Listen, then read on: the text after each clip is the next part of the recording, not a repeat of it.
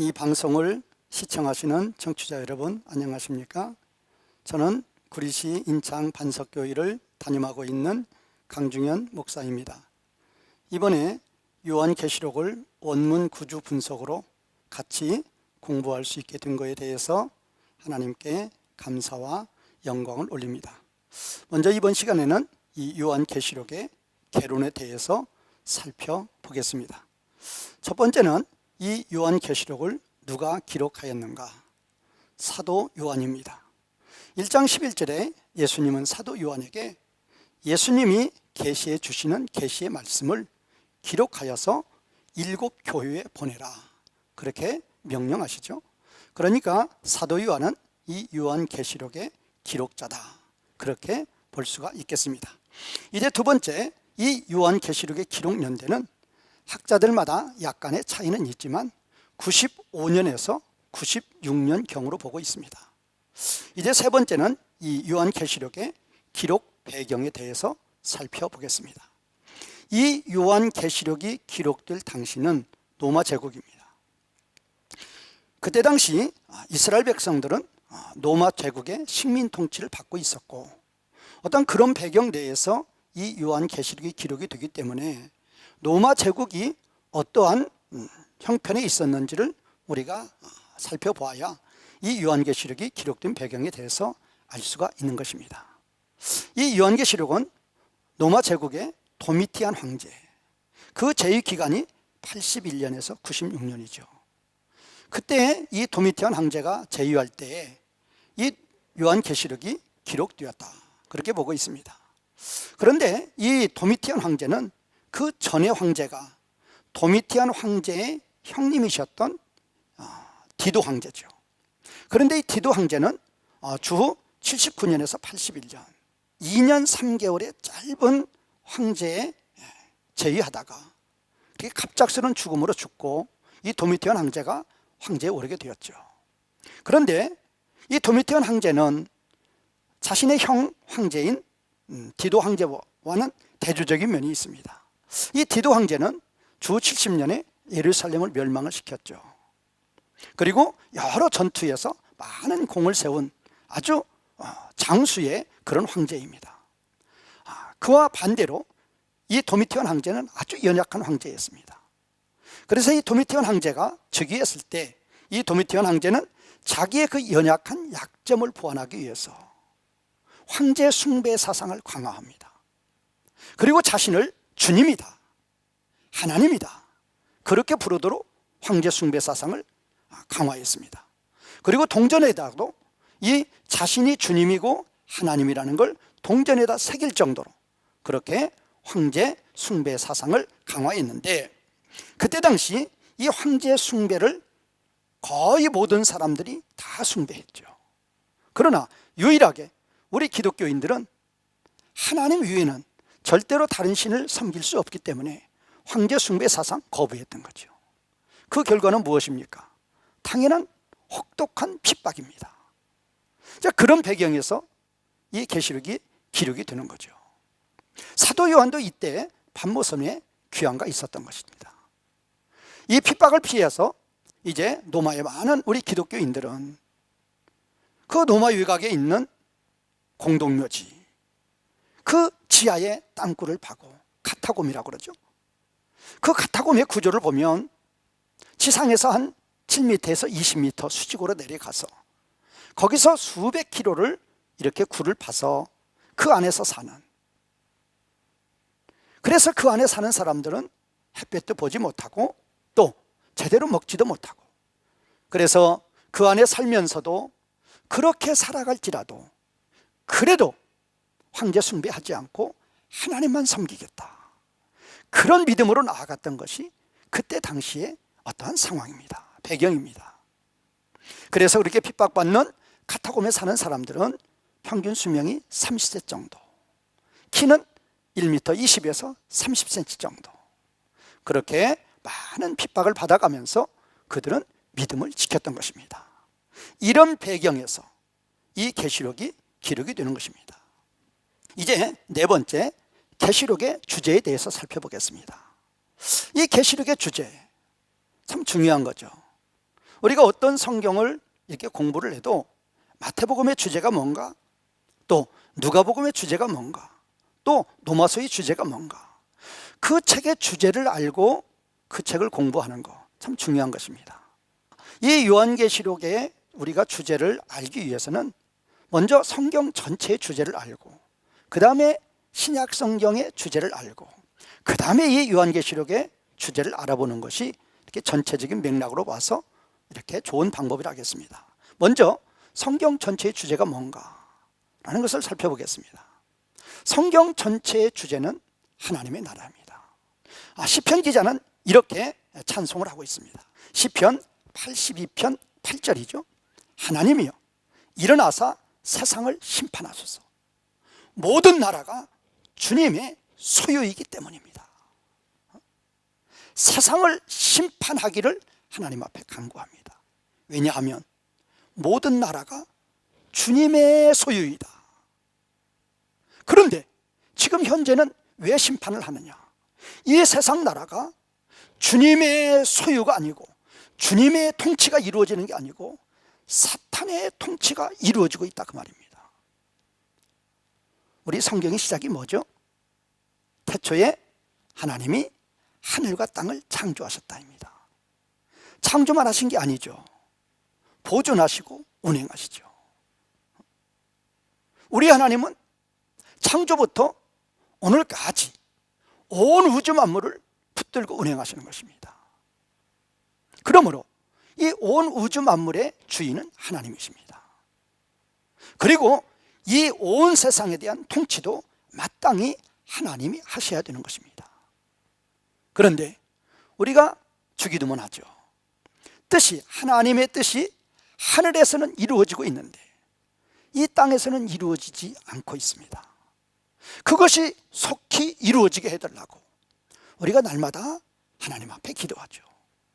주기도문은 우리 그리스도인들의 정체성입니다. 그리스도인들의 정체성이 무엇인가? 하나님의 나라가 이 땅에 빨리 임하도록 하나님께 간구하며 그 하나님의 나라를 위해서 사역하며 그 하나님 나라에 거하는 자들, 이것이 바로 그리스도인들입니다. 이것이 바로 그리스도인들의 정체성이 되는 것입니다. 자, 이 온 세상이 분명히 하나님의 것입니다. 하나님의 통치를 받아야 됩니다. 그런데 우리가 이제 성경의 구조를 한번 보죠. 성경 66권의 구조를 세 파트로 나누어 생각할 수 있습니다. 첫 번째 파트는 창세기 1장에서 2장입니다. 두 번째 파트는 창세기 3장에서 계시록 20장입니다. 세 번째 파트는 계시록 21장, 22장입니다. 제가 이렇게 성경 66권을 이렇게 세 파트로, 세 구조로 나누는 이유가 뭐겠습니까? 근거가 있습니다. 창세기 1장, 2장, 계시록 21장, 22장. 성경 66권 중에서 이 네 부분만, 성경의 시작과 성경의 마지막, 이 네 장, 뭐로 보면 두 파트죠. 두 부분이죠. 이 두 부분만 온전한 하나님의 나라가 이루어지는 것이라는 것입니다. 그러면 창세기 3장은 무엇입니까? 창세기 1장, 2장은 이 온 우주 만물의 주인이 하나님이시고 하나님이 통치하시는데, 창세기 3장부터는 이 세상에 대한 임금이 사탄입니다. 하나님의 뜻이 하늘에서는 이루어지지만 땅에서는 이루어지지 않습니다. 그러면 그 하나님의 주권은 반드시 속히 이루어져야 됩니다. 이것이 성경의 주제입니다. 그러면 창세기 3장에서 계시록 20장까지, 창세기 3장에서 구약이 말라기 4장까지죠. 그건 무엇입니까? 이제 하나님의 나라가 이 땅에 임할 것이다, 하나의 예언이죠. 그럼 마태복음 1장에서 계시록 20장까지는 무엇입니까? 예수님의 초림으로 하나님의 나라가 이 땅에 임했고, 이제 예수님의 재림으로 사탄의 모든 세력을 심판하시고 온전히 이 땅에 하나님의 나라가 이루어진다. 계시록 20장이 사탄의 세력에 온전히 종지부를 짓는, 사탄의 세력을 완전히 심판하시는 끝이 바로 계시록 20장이죠. 사탄의 세력을 다 심판했습니다. 뭐가 오죠? 이제 온전한 하나님의 나라입니다. 그것이 바로 계시록 21장 1절이죠. 뭐죠? 새하늘과 새 땅입니다. 사랑하시는 성도 여러분, 성경의 주제가 무엇입니까? 하나님 나라의 회복입니다. 하나님의 주권의 회복입니다. 이것이 성경의 주제입니다. 성경의 시작이 하나님의 나라입니다. 성경의 마지막이 하나님의 나라의 회복입니다. 그러면 성경 창세기 3장에서 계시록 20장까지는 하나님 나라의 회복이라는 것입니다. 구약은 하나님의 나라가 회복될 것이다. 신약은 하나님의 나라가 시작이 되었고 이제 하나님의 나라가 완성이 되었다는 것입니다. 그런데 하나님 나라의 시작이 무엇입니까? 그게 바로 예수님의 초림입니다. 하나님 나라 완성이 무엇입니까? 그것이 바로 예수님의 재림입니다. 예수 그리스도의 초림과 재림을 통해서 사탄의 세력을 온전히 심판하심으로 말미암아 하나님의 나라를 이 땅에 이루신다. 그것이 바로 성경의 주제가 되는 것입니다. 이제 신약 성경의 주제에 대해서 살펴보겠습니다. 자, 성경 전체의 주제가 하나님의 나라입니다. 하나님 나라의 회복입니다. 이 땅에 온전히 하나님의 주권이 임하는 것입니다. 그러면 신약 성경 전체의 주제도 마땅히 하나님의 나라입니다. 자, 신약 성경을 27권을 크게 세 분류로 나눌 수 있죠. 사도행전을 누가행전으로 보면은 복음서는 하나님의 나라가 왔다입니다. 때가 찼고 하나님의 나라가 이 땅에 왔다는 것입니다. 그러면 서신서, 로마서에서 유다서까지죠. 이 서신서의 주제는 무엇입니까? 그 하나님의 나라가 왔는데 우리가 그 하나님의 나라에 들어가려고 그러면 어떻게 하면 들어갈 수 있는가? 하나님 나라에 들어가는 방법입니다. 유대인들은 그 방법이 뭐죠? 자기의입니다. 그러나 참으로 구원받은 하나님의 백성들은 자기의 의가 아니고 하나님의 의입니다. 하나님의 의를 믿음으로 구원을 받는 것, 그것이 바로 서신서의 주제입니다. 이제 요한계시록 예언서죠. 예언서의 주제는 무엇입니까? 하나님의 나라가 예수님의 초림으로 시작이 되고 이제 예수님의 재림으로 완성이 되는데 어떻게 하나님의 나라가 완전하게 회복이 되는가? 어떻게 하나님의 나라가 이 땅에 온전히 임하게 되는가? 그건 간단합니다. 사탄의 모든 세력이 심판을 받아서 다 지옥에 던져지면 이 땅에는 온전한 하나님의 나라가 이루어지는 것입니다. 그 사탄의 세력을 심판하는 것이 누구이십니까? 예수 그리스도입니다. 예수님이 초림하셔서 사탄의 세력을 심판하기 시작하신 것이고 그것이 하나님 나라의 시작입니다. 그리고 이제 예수님의 재림으로 사탄의 모든 세력들을 다 심판하시는 것입니다. 완전히 심판하시는 것입니다. 그러면 이 땅에는 모든 사탄의 세력이 다 사라지고 하나님을 온전히 경배하는 하나님의 백성들만 남게 되는 것입니다. 그러므로 뜻이 하나님의 뜻이 하늘에서 이루어진 것과 같이 이 땅에서도 온전히 이루어지는 새하늘과 새 땅이 오는 것입니다. 그러므로 요한계시록의 주제입니다. 요한계시록의 주제는 예수님의 초림을 통해서 하나님의 나라가 시작이 되었고 예수님의 재림을 통해서 하나님의 나라가 완성이 되는데 어떻게 해서 하나님의 나라가 시작해서 완성까지 어떻게 해서 이루어지는가? 예수 그리스도를 통해서 하나님의 백성들을 구원하기 위해서 사탄의 세력을 심판하시는 거죠. 하나님이 예수 그리스도를 통해서 사탄의 세력을 심판하심으로 말미암아 사탄의 세력을 심판하시면서 동시에 하나님의 백성들을 구원합니다. 순서적으로 보면 하나님 백성 구원이 우선적이죠. 하나님의 백성들, 창세전에 하나님의 생명책에 기록된 하나님의 백성들을 구원하면서 이거를 방해하고 대적하는 사탄의 세력을 심판하십니다. 그리고 재림하심으로 온전히 심판하시는 거죠. 그것이 바로 요한계시록의 주제가 되겠습니다.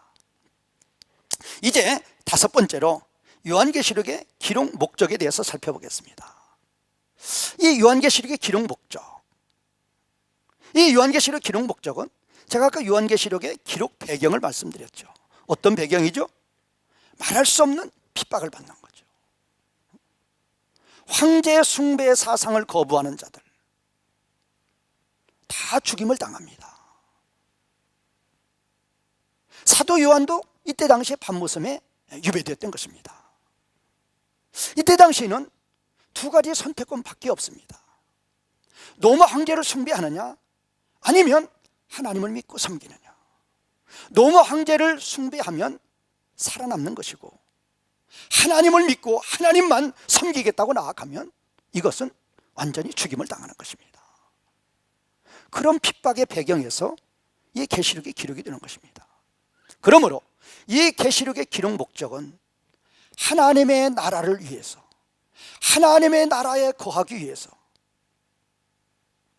사탄을 섬기지 아니하고 하나님만 섬기는 자들에 대한 위로의 말씀입니다.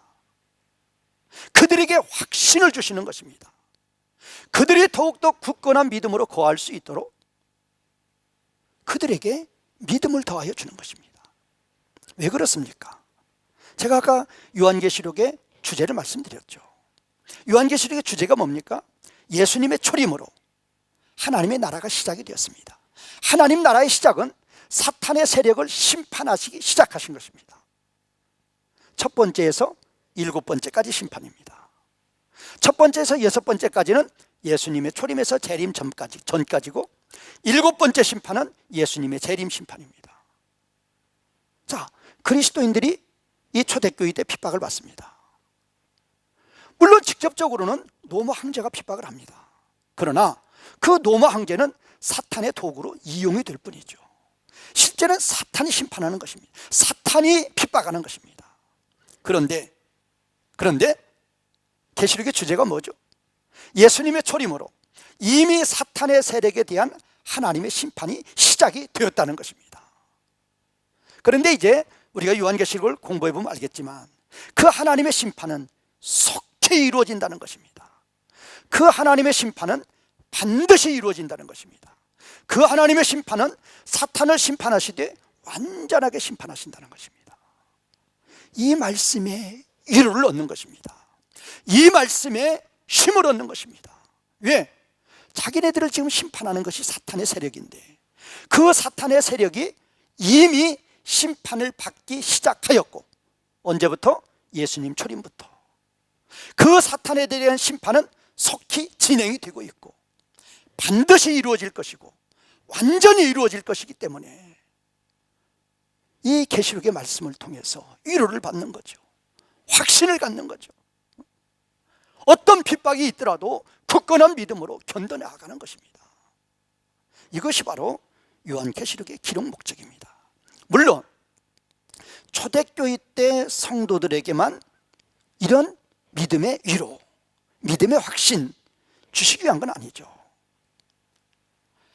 우리 모든 신자들이 하나님 나라에 거하려고 그러면, 믿음을 지키려고 그러면 예수님의 초림에서 재림 때까지 이런 핍박은 어느 시대나 항상 존재하는 거죠. 그렇게 하나님의 나라를 위해서, 믿음을 지키기 위해서 말씀에 굳건히 서서 하나님만 섬기는 자들에게 예수님의 초림에서 재림까지 위로와 확신과 믿음에 굳건히 설 수 있도록 이 계시록의 말씀을 우리에게 주시는 것입니다. 이제 계시록의 구조에 대해서 살펴보겠습니다. 이 계시록의 구조를 들어가기 전에 이 요한계시록을 무슨 책이라고 하죠? 말세에 관한 책이라고 합니다. 그런데 이 말세의 이미지를, 말세의 의미를 어떤 분들은 예수님의 재림이 가까운 시점, 그걸 말세라고만 생각하는 분들이 있습니다. 그러나 성경은 그렇게 기록하지 않죠. 요한일서 2장 18절입니다. 아이들아, 지금은 마지막 때라. 적그리스도가 오리라는 말을 너희가 들은 것과 같이 지금도 많은 적그리스도가 일어났으니 그러므로 우리가 마지막 때인 줄 아노라. 이 요한일서가 언제 기록되었습니까? 1세기입니다. 그런데 그때를 지금 마지막 때라고 그랬습니다. 그때를. 이 마지막 때는 원문으로 보면 에스카테호라인데, 이 에스카테호라가 때의 마지막 때입니다. 그러므로 예수님의 초림부터를 마지막 때로 보는 것입니다. 자, 또 하나 예를 들죠. 베드로전서 1장 20절입니다. 그는 예수님이죠. 예수님은 창세 전부터 미리 알리신 바 되시니라. 이 말세에 너희를 위하여 나타나신 바 되었다. 예수님이 말세에 너희를 위해서 나타내신 바 되셨다는 이 말세는 예수님의 초림이죠. 그러면 여기서는 이 말세를 원문으로 F 에스카투 톤 크로논 그렇게 표현을 했습니다. F 에스카투 톤 크로논은 이걸 번역해보면 시간의 마지막입니다. 시간의 마지막. 예수님의 초림을 시간의 마지막이다. 우리말 번역은 말세라고 번역을 했죠. 또 고린도전서 10장 11절을 보면 그들에게 일어난 이런 일은 이스라엘 백성들이 광야에서 하나님께 죄를 짓고 또 하나님의 심판을 받았던 일들을 말하는 것입니다. 그들에게 일어난 이런 일은 우리에게 본보기가 되고 또한 말세를 만난 우리를 깨우치기 위해서 기록되었다. 고린도전서도 1세기 기록됐잖아요. 그런데 말세를 만난 우리라고 기록하고 있습니다. 거기서 말세는 타 텔레 톤 아이오논이라고 기록했는데 이걸 번역해보면 세대들의 끝입니다. 세대들의 끝. 그러니까 예수님의 초림을 요한일서에서는 마지막 때다. 베드로전서 1장 20절에서는 시간의 마지막이다. 그것도 뭐 마지막 때나 똑같은 거죠. 또 고린도전서 10장 11절에서는 세대들의 끝이다. 그렇게 표현하고 있습니다. 그러므로 이 요한계시록은 말세에 관한 책이되 그 말세가 언젠가 예수님의 초림에서 재림까지라는 것입니다. 이제 요한계시록의 구조 좀 보겠습니다. 대개 예수님 바울 서신을 보면은 그 구조가 서론, 본론, 결론 그렇게 되어 있습니다. 그런데 이 요한계시록을 보통 학자들은 5가지 파트로 구조를 나눕니다. 첫 번째는 들어가는 말, 두 번째는 서론, 그 다음에 본론, 그 다음에 결론, 그 다음에 나가는 말입니다. 이 들어가는 말은 1장 1절에서 8절인데 그리고 이제 나가는 말은 22장 6절에서 21절까지입니다. 말 그대로 들어가는 말이고 말 그대로 나가는 말입니다. 그리고 이제 이 서론 부분은 1장 9절에서 3장 22절인데 이제 1장에서는 1장 9절에서 1장 20절까지는 요한에 대한 소개가 있고 또 예수님에 대한 소개가 있습니다. 이 예수님은 부활 이후의 예수님이십니다. 메시아의 사역은 예수님의 부활을 기점으로 무덤에까지 성육신에서 무덤에까지 계셨던 예수님, 그 다음에는 뭐죠? 이제 부활해서 승천해서 보좌 우편에 앉으셔 계신 메시아, 이 둘로 나누죠. 그러면 성육신에서 무덤에까지 계신 예수님은 어떤 예수님? 지극히 낮아지신 몸으로 사역하신 메시아죠. 이제 부활해서 승천 보좌 우편에서 사역하시는 예수님은 어떤 예수님이죠? 지극히 높으신 영광의 몸으로 사역하시는 메시아죠. 그러면 1장 9절에서 20절이 서론에 속한 부분인데 9절에서 11절은 요한에 대해서, 12절에서 20절은 이 부활하셔서 보좌 우편에서 영광의 몸으로 메시아의 사역을 사역하시는 예수님에 대해서 말하고 있다는 것입니다. 이제 서론 부분의 마지막이죠. 계시록 2장 3장이죠. 계시록 2장 3장은 우리가 너무나 잘 알죠. 뭐죠? 7교회죠. 이 7교회는 실제로 소아시아의 그때 당시에 존재했던 교회죠. 그런데 7이라는 수는 완전수 하나님의 수니까 7교회라는 것은 모든 세대를 가르쳐서 모든 하나님의 교회를 가르치는 거죠. 근데 여기에 보면 이 7교회 중에서 서머나 교회나 필라델피나 교회는 참으로 칭찬을 받죠. 그러나 라오디게아 교회는 참으로 책망만 받죠. 또 에베소 교회나 버가모 교회, 두아디라 교회, 사대 교회는 칭찬과 책망을 겸하여 받죠. 그러니까 이 땅의 교회의 모습들입니다. 지상교회의 모습들이에요. 온전한 모습이 아니죠. 이제 4장 5장에는 천상교회가 나옵니다. 거기는 온전한 모습이죠. 그러나 우리 지상교회는 예수님 오시는 그날까지는 많은 사탄의 유혹을 받아서, 믿음이 연약한 성도들은 그 유혹에 넘어가서 하나님께 책망받는 그런 일들도 한다는 것입니다. 하여튼 그 7교회는 모든 교회의 존재 형태에 대해서 이런 유의 교회들이 있다. 그런 교회에 대해서 예수님은 하나님 나라를 이루어가기 위해서 교훈하시고 책망하시는 거죠. 이제 계시록에서 가장 중요한 본론 부분입니다. 본론은 4장에서 16장입니다. 그런데 그 4장에서 16장도 세 파트로 나눌 수 있죠. 첫 번째가 4장입니다. 아버지 보좌죠. 두 번째가 5장입니다. 어린 양 예수 그리스도죠. 세 번째가 이제 6장에서 16장입니다. 이렇게 본론을 4장에서 16장을 이렇게 세 파트로 나누는 이유가 있습니다. 6장에서 16장은 순전히 심판만 나오죠. 인심판, 나팔심판, 대접심판만 나옵니다. 4장은 뭐죠? 아버지 보좌. 5장은 어린 양 예수 그리스도. 그러면 왜 6장에서 16장이 심판인데 그 심판 부분 앞에 아버지 보좌가 나오고 어린 양 예수 그리스도가 나오고 있는지를 우리는 생각해 봐야 됩니다.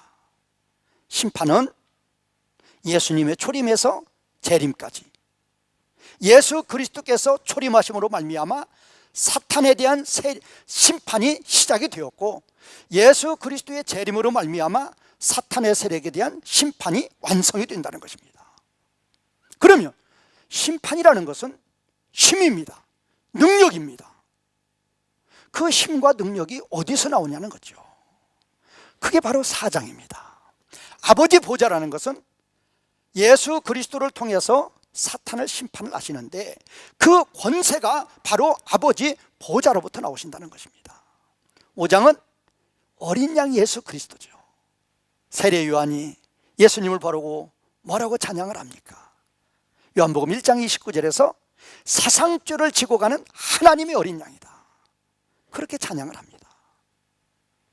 어린 양이라는 것은 예수 그리스도의 십자가와 부활입니다. 이제 6장에서 16장이 세 가지 심판이 나오는데 이 세 가지 심판은 하나님이 사탄을 심판하시는 것입니다. 하나님이 사탄을 심판하시는데 어떻게 심판하시는가? 예수 그리스도를 통해서 심판하신다는 것입니다. 그런데 그 예수 그리스도는 어떻게 심판하시는가? 어린 양으로서 심판하신다는 것입니다. 어린 양이 뭐죠? 예수님의 십자가 부활이에요. 예수님의 십자가 부활을 어린 양으로 표현하는 거죠. 우리 대신 우리의 죄를 대신 짊어지시고 죽으신다는 의미죠. 그러면 사탄에 대한 심판인, 하나님께서 사탄에 대한 심판을 예수 그리스도를 통해서 하시는데 그 예수 그리스도를 통해서 사탄을 심판하실 때 어린 양이 심판하신다. 그 말은 예수님의 십자가 부활로 심판하신다, 그 말이에요. 예수님의 십자가 부활로 사탄을 어떻게 심판하실까?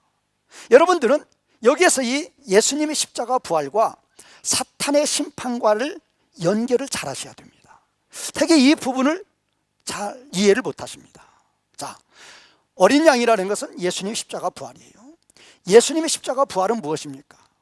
예수님의 십자가 부활을 믿는 자마다 이제까지 사탄의 종로로 타며 사탄의 사망 권세 가운데 흑암의 권세 아래 있던 자들이 이 예수님의 십자가 부활을 믿으면 하나님 나라로 오는 것입니다.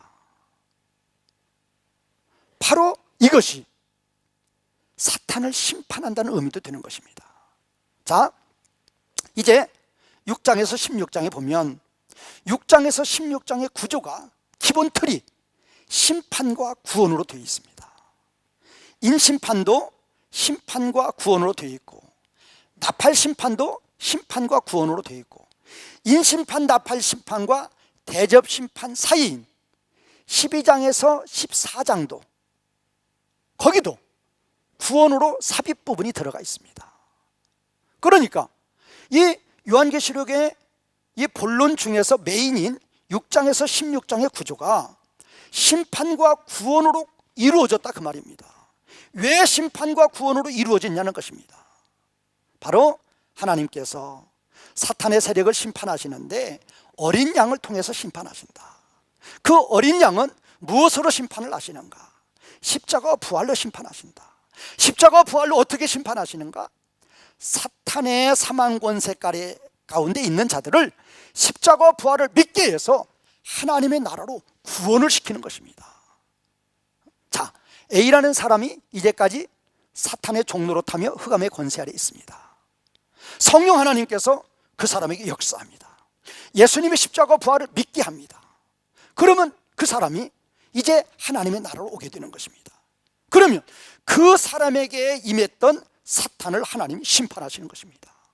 그러니까 심판과 구원은 같이 가는 것입니다.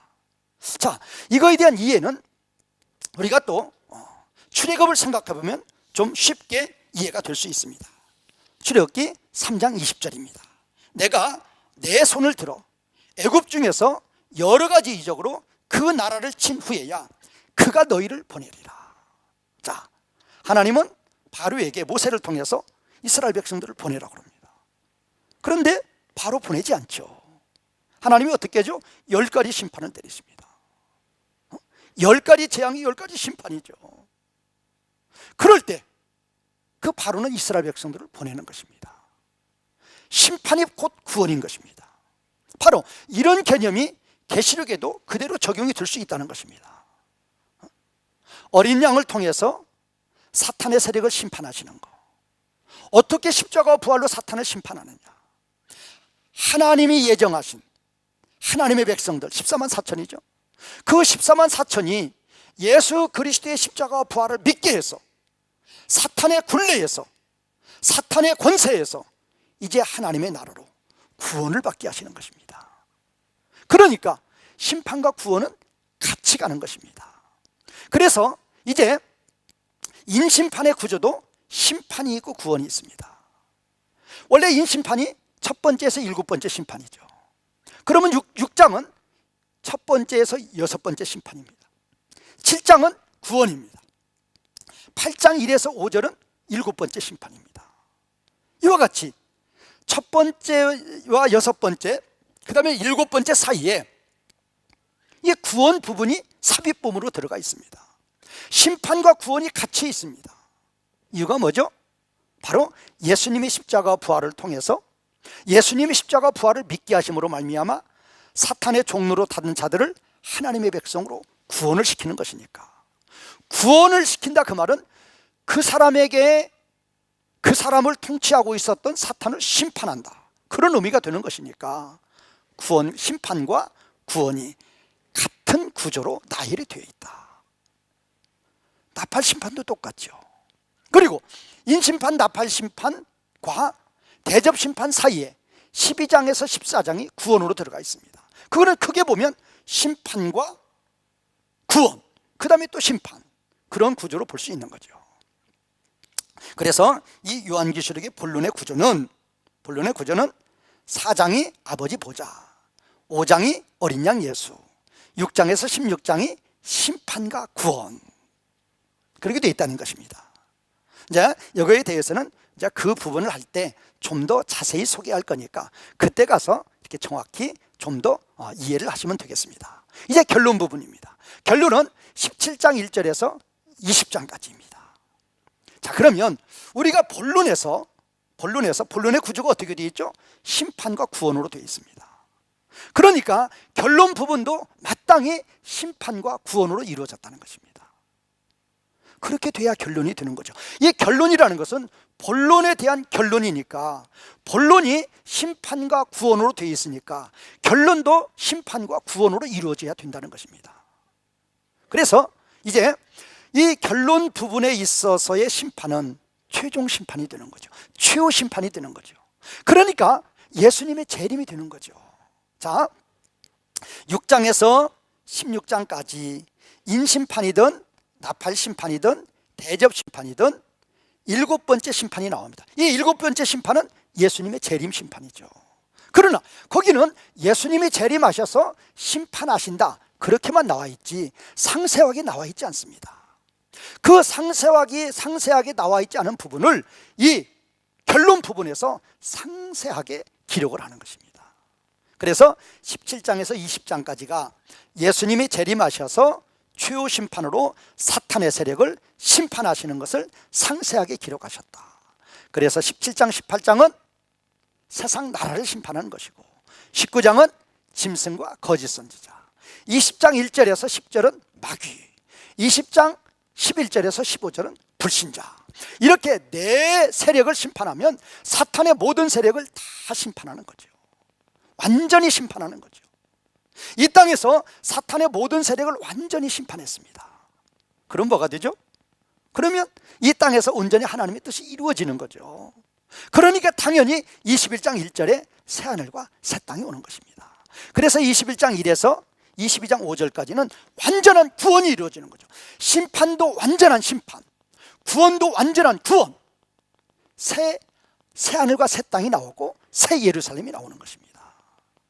이 땅이 온전히 하나님의 나라, 이 땅에 거하는 자들이 온전히 하나님만을 섬기는 하나님의 백성들, 온전한 구원이 이루어지는 것입니다. 그리고 마지막으로 이제 22장 6절에서 22장이 21절까지 이제 나가는 부분으로 요한계시록이 끝나고 있습니다. 이번 시간은 여기까지 공부하겠습니다. 같이 참여해 주신 분들 대단히 감사합니다.